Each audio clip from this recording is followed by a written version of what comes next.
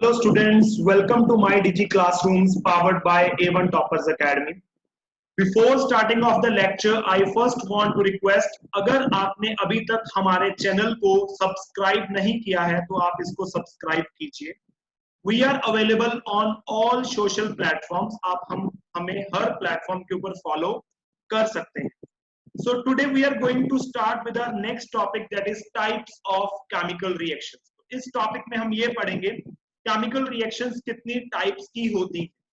सो dear students, chemical reactions को classify किया जाता है on the basis of the nature of reaction and on the basis of the chemical changes takes place. So on the basis of these two things हम reactions को 4 types में classify करते हैं.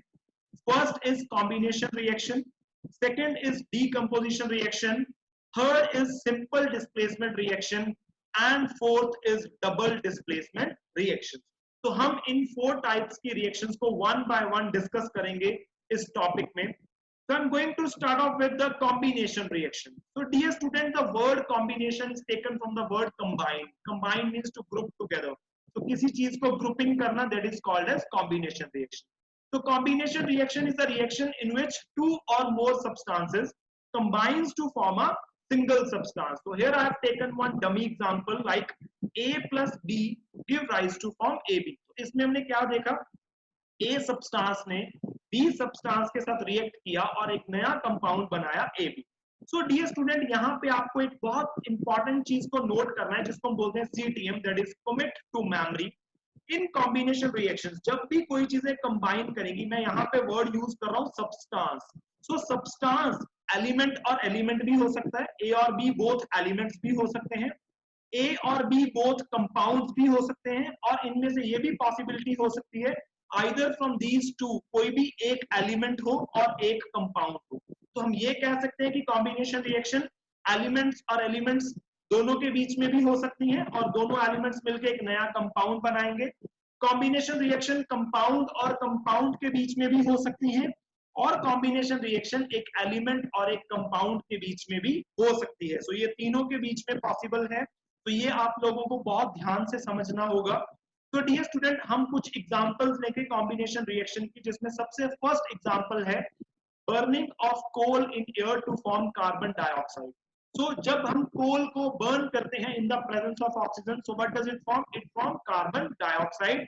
Reaction is given on your screen, जिसमें हमने carbon को in the form of solid लिया, oxygen in the form of gas, और हमारे पास जो कार्बन डाइऑक्साइड भी है वो भी गैसियस की फॉर्म में ही प्रोड्यूस हुई है. सेकेंड एग्जांपल में हमने लिया जब हम हाइड्रोजन गैस को ऑक्सीजन गैस से रिएक्ट करवाते हैं तो वो क्या बनाती है? It forms water which is in a liquid state. तो हमने इसमें स्टेट्स को मेंशन किया बिकॉज हमने ये पढ़ा है कि केमिकल इक्वेशन को इंफॉर्मेटिव बनाने के लिए हमें उनकी स्टेट्स को मेंशन करना इंपॉर्टेंट होगा. थर्ड एग्जांपल में हमने लिया कि जब हम नाइट्रोजन गैस को हाइड्रोजन गैस से रिएक्ट करवाते हैं तो अमोनिया की फॉर्मेशन होती है. तो both nitrogen and hydrogen they both are in gaseous state, और जो हमारे पास अमोनिया है वो भी एक गैसियस फॉर्म में अवेलेबल है. इसी के साथ हम एक एग्जांपल लेंगे जिसमें हमने कैल्शियम ऑक्साइड को वाटर के साथ रिएक्ट करवाया. डियर स्टूडेंट, ये एक एक्सोथर्मिक रिएक्शन है, lot of heat release out होती है. इस रिएक्शन में आप लोगों ने क्या देखा कि कैल्शियम ऑक्साइड जिसका फॉर्मूला है CaO, जिसको हम क्विक लाइम भी बोलते हैं, जब वो वाटर से रिएक्ट करती है तो वो क्या बनाती है? Slate lime. So this is the formula of slate lime, CaOH whole twice. So this is the example of combination reaction. इस रिएक्शन में कंपाउंड और कंपाउंड ने रिएक्ट किया है एक नए कंपाउंड की फॉर्मेशन के लिए. तो आपको ये नोट करना होगा.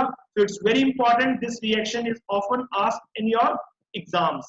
So dear student, हम यहाँ पे नेक्स्ट स्लाइड में ये देखेंगे. It's very important to boost your knowledge. हमने अपनी प्रीवियस लेक्चर्स में सीखा था how to test the hydrogen gas. अब हम लोग ये सीखेंगे how to test carbon dioxide gas. So dear student, carbon dioxide gas को टेस्ट करने का क्या वे है? आपने लास्ट रिएक्शन के अंदर जो स्लेट लाइम आपकी फॉर्मेशन हुई है, तो आपको क्या करना है? आपको कार्बन डाइऑक्साइड गैस को स्लेट लाइम में से पास करवाना है. जब carbon dioxide gas slate lime में से पास करेगी तो वो क्या प्रोडक्ट्स बनाएगी? वो बनाएगी कैल्शियम कार्बोनेट और water.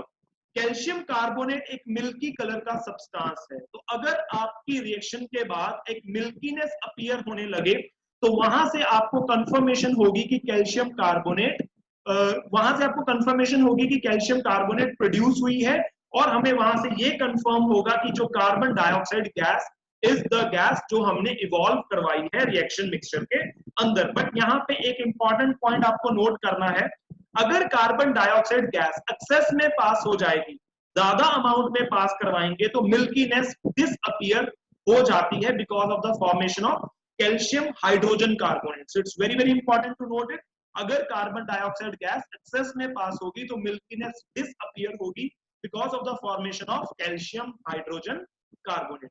Now next type of reaction is decomposition reaction. Decompose होना मतलब ब्रेक होना, टूटना किसी चीज। सो वो रिएक्शन जिसके अंदर एक कंपाउंड स्प्लिट अप होता है टू और more than two simpler substances, उसको हम क्या बोलते हैं? उसको हम बोलते हैं डीकंपोजिशन रिएक्शन, और even we can say that decomposition reaction is opposite of combination reaction. तो इसमें हम लोग सीखेंगे डीकंपोजिशन रिएक्शन फेरस सल्फेट की। तो डियर स्टूडेंट, मैंने इसमें फेरस सल्फेट को क्रिस्टल फॉर्म में लिया है। I have taken ferrous sulphate in the form of crystals. तो क्रिस्टल फेरस सल्फेट का फॉर्मूला होता है FeSO4.7H2O। तो जैसे ही मैंने फेरस सल्फेट को टेस्ट ट्यूब में लिया और बंसन बर्नर की हेल्प से उसको बर्न किया, तो हमारे पास क्या कुछ फॉर्मेशन हुई, हमें क्या ऑब्जर्वेशन हुई, तो हम उसको देखते हैं। तो हमें यहाँ पे SO2 और SO3, हमें दो गैसेस सल्फर डाइऑक्साइड और सल्फर ट्राइऑक्साइड गैसेस की फॉर्मेशन होना शुरू हुआ। तो मतलब हमारा जो क्रिस्टल था वो किसमें कन्वर्ट हुआ? फेरिक ऑक्साइड, सल्फर डाइऑक्साइड और सल्फर ट्राइऑक्साइड। तो हम इस रिएक्शन को बहुत डीप में पढ़ेंगे, हम इसकी सारी ऑब्जर्वेशंस को देखते हैं कि कैसे फॉर्मेशन हुआ।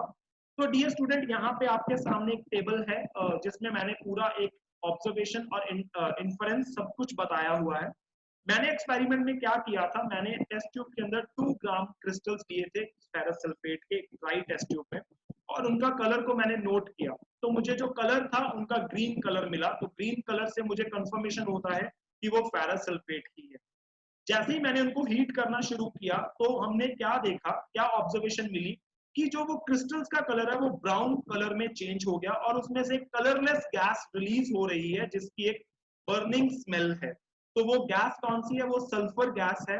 तो न्यू सब्सटेंस की फॉर्मेशन हुई, हम क्या बोलेंगे? ये एक केमिकल चेंज है। जैसे ही डियर स्टूडेंट्स आप लोग ब्लू लिटमस पेपर को उस गैस के कांटेक्ट में लेके आएंगे तो आप क्या देखेंगे? जो आपका ब्लू कलर का लिटमस पेपर है वो रेड कलर में चेंज हो जाएगा। तो यहां से हमें कंफर्मेशन होगी कि वो गैस एसिडिक है। एक चीज आपको यहाँ पे नोट करनी है, सल्फर एक नॉन मेटल है। सल्फर जब ऑक्सीजन से रिएक्ट करता है तो वो बनाता है सल्फर डाइऑक्साइड, जिसको हम बोलेंगे non metallic oxide. All non metallic oxides are acidic in nature. तो ये आपको ध्यान में रखना होगा, हर नॉन मेटेलिक ऑक्साइड एसिडिक होता है नेचर। फोर्थ पॉइंट में मैंने क्या किया, ये कंफर्म करने के लिए क्या वो गैस सल्फर डाइऑक्साइड ही है, तो मैंने एक फिल्टर पेपर लिया। उस फिल्टर पेपर को मैंने एसिडिफाइड पोटेशियम डाइक्रोमेट के अंदर डिप किया। तो उसके अंदर उसने सोक किया एसिडिफाइड पोटेशियम डाइक्रोमेट, और जब मैं उस एसिडिफाइड डाइक्रोमेट का सोक किया हुआ पेपर नजदीक लेके आता हूं सल्फर डाइऑक्साइड के, तो मैंने क्या ऑब्जर्वेशन देखा? जो हमारा ऑरेंज कलर था स्ट्रिप का वो ग्रीन में कन्वर्ट हो गया। तो this shows that the gas evolve is sulphur dioxide gas. So इस एक्सपेरिमेंट में हमने ये देखा डीकंपोजिशन रिएक्शन में कैसे कैसे कोई एक सब्सटेंस, कोई एक कंपाउंड डीकंपोज होता है इन 2 और more then 2 products. So now we are going to start with types of decomposition reaction. Dear student, decomposition reaction 3 types की है. First is thermal decomposition. Thermal word is means heat. अगर आप किसी चीज को decompose करवा रहे हैं in the presence of heat तो हम उसको बोलेंगे thermal decomposition. Second is electrolytic decomposition. अगर आप किसी भी substance को decompose करवा रहे हो in the presence of electricity उसको हम बोलेंगे electrolytic decomposition. And third is photochemical decomposition. Photochemical means अगर आप किसी भी कंपाउंड को डीकंपोज करवा रहे हो इन द प्रेजेंस ऑफ सनलाइट तो उसको हम बोलते हैं फोटोकेमिकल डीकंपोजिशन। तो अब हम इन तीनों टाइप्स की डीकंपोजिशन रिएक्शन को वन बाय वन स्टडी करेंगे। ओके, तो सबसे फर्स्ट टाइप में आती है थर्मल डीकंपोजिशन। तो हमने जैसे अभी डिस्कस किया था the word thermal means heat. तो ऐसी डीकंपोजिशन रिएक्शन जिसको हम हीट की प्रेजेंस में करवाते हैं, तो मतलब वो कंपाउंड्स जो in the presence of heat break होते हैं, ऐसी डीकंपोजिशन रिएक्शन को हम बोलते हैं थर्मल डीकंपोजिशन रिएक्शन। इसमें मैंने एग्जांपल ली कैल्शियम कार्बोनेट। कैल्शियम कार्बोनेट का नेम होता है लाइमस्टोन। लाइमस्टोन को जब हम हीट करते हैं तो वो हमें टू प्रोडक्ट्स देता है, first is calcium oxide and second is carbon dioxide. So these are the two products which are formed after the decomposition of calcium carbonate. So this type of reaction is called as thermal decomposition. So now we move on to the next type of decomposition that is called as electrolytic decomposition. So the word electrolytic means in the presence of electricity. So ऐसी decomposition reaction जिसके अंदर हम किसी भी compound को electricity की presence में decompose करवाते हैं उसको हम बोलते हैं इलेक्ट्रोलाइटिक डीकंपोजिशन। हियर हम लोग स्टडी करेंगे इलेक्ट्रोलाइटिक डीकंपोजिशन ऑफ वाटर। तो डियर स्टूडेंट, मैंने इसमें क्या किया, मैंने एक प्लास्टिक मग लिया जिसके अंदर हमारे पास टू रॉड्स हैं, एक एनोड है एक कैथोड है। हमने उसको 6 वोल्ट बैटरी से अटैच किया। तो जैसे ही हमने स्विच ऑन किया तो हमने क्या देखा कि हमारे पास कुछ gases in the form of bubbles observe होने लगी। तो आफ्टर कंफर्मेशन ये हमें पता लगा कि कैथोड के ऊपर हमें मिली है हाइड्रोजन गैस एंड एनोड के ऊपर हमें मिली है ऑक्सीजन गैस। तो हम लमसम क्या बोलेंगे कि इसके अंदर जो वाटर है वो डीकंपोज हुआ है hydrogen gas and oxygen gas. तो ऐसी रिएक्शन को हम बोलेंगे electrolytic decomposition. Now we move on to the photolytic decomposition. Photolytic word means anything which decomposes in the presence of sunlight or sun energy, solar energy, उसको हम बोलते हैं photolytic decomposition. तो इसमें हम स्टडी कर रहे हैं two reactions. First is silver chloride. Silver chloride को जब हम सन की प्रेजेंस में रखते हैं तो डियर स्टूडेंट ये कन्वर्ट होता है सिल्वर और क्लोरीन गैस में। तो यहाँ पे आपको क्लोरीन गैस की फ्रेग्रेंस मिलती है, तो आपको वहां से कंफर्मेशन होती है कि जो सिल्वर क्लोराइड है वो डीकंपोज हो गया। Silver bromide also. तो जब हम इसको सनलाइट की प्रेजेंस में रखते हैं तो ये हमें सिल्वर और ब्रोमीन गैस रिलीज करता है। तो now next it's very important to know sir dear student, जो हमारी black and white photographic film होती है जिसको पहले के टाइम पे कैमरास में यूज किया जाता था, तो उनके अंदर फोटो सेंसिटिव कोटिंग होती है जो सिल्वर ब्रोमाइड की है। तो सिल्वर ब्रोमाइड की कोटिंग की जाती है उनके ऊपर जिसको ब्लैक एंड व्हाइट फोटोग्राफी में यूज किया जाता है। So I'm going to start with the next topic, that is reactivity series. It's one of the most important topic. Dear student, हमारे periodic table के अंदर बहुत सारे elements हैं जिनको हम 3 main broad classification में classify करते हैं, जिनमें से कुछ है metals, कुछ non metals हैं और कुछ metalloids। metals की कैटेगरी में अभी अगर हम देखें तो metals के अंदर कुछ reactive metals हैं, कुछ बहुत कम रिएक्टिव जिसको हम लीस्ट रिएक्टिव कहते हैं, और कुछ मॉडरेटली रिएक्टिव है, मीडियम रिएक्टिव है। तो अगर हम मेटल्स को in the order of their reactivity arrange करेंगे तो उस सीरीज को हम बोलते हैं reactivity series. So it is the series of metals in which metals are arranged in the order of their decreasing reactivity. Highly reactive metals are placed on the top, least reactive metals are placed on the bottom. So here is the reactivity series which is given on your screen. So I'm going to start with my next type of reaction that is called as displacement reaction. So the word displace means going from one place to another place. The displace means that going from one place to another place. So dear student, ये कौन सी reaction है? इस reaction में क्या होता है? इस reaction में एक highly reactive substance least reactive metal के कंपाउंड के साथ रिएक्ट करता है। तो एक हमारे पास रिएक्शन है जिसके अंदर A ने रिएक्शन किया BC से, जिसमें A is more reactive then B, और रिएक्ट करने के बाद क्या बना AC प्लस B। तो मतलब A ने BC में से D को रिप्लेस किया और C के साथ खुद का कंपाउंड की फॉर्मेशन हुई। तो ऐसी रिएक्शंस को हम क्या बोलते हैं? Displacement reaction. A reaction in which more reactive metal displaces the least reactive metal from its compound. तो ऐसी रिएक्शंस को हम बोलते हैं डिस्प्लेसमेंट रिएक्शन। तो हम कुछ प्रैक्टिकल एग्जांपल्स देखेंगे डिस्प्लेसमेंट रिएक्शंस की।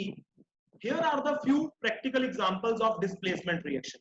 So I'm going to take first reaction, that is when zinc reacts with copper sulfate. So dear student, जब zinc copper sulfate से react करता है, as we know that zinc is more reactive than copper, तो वो क्या बनाएगा? It forms zinc sulfate plus copper. कैसे? By displacement reaction। वो copper को displace करेगा, sulfate के साथ खुद का compound उसका बनेगा। तो इस रिएक्शन में हम क्या चेंजेस देखेंगे? जो सिल्वरी व्हाइट जिंक था और जो ब्लूइश कलर का कॉपर सल्फेट का कंपाउंड था, रिएक्ट होने के बाद हमारे पास जो जिंक का कंपाउंड आया है दैट इज कलरलेस एंड हमारे पास रेडिश ब्राउन कलर का कॉपर ऑब्टेन होगा। बट अगर हम इसको रेसिप्रोकल करें, कॉपर को रिएक्ट करवाएं जिंक सल्फेट से, तो dear student you have to note it, no reaction takes place. Why? Because zinc is more reactive than copper, so copper zinc को डिस्प्लेस नहीं कर पाएगा, तो no reaction takes place. So it's very important to note this thing. Now I am going to start with the next type of reaction that is called as double displacement. So that reaction we will do in our further topics. So thank you very much. Like, subscribe and share this video with your friends. Thank you.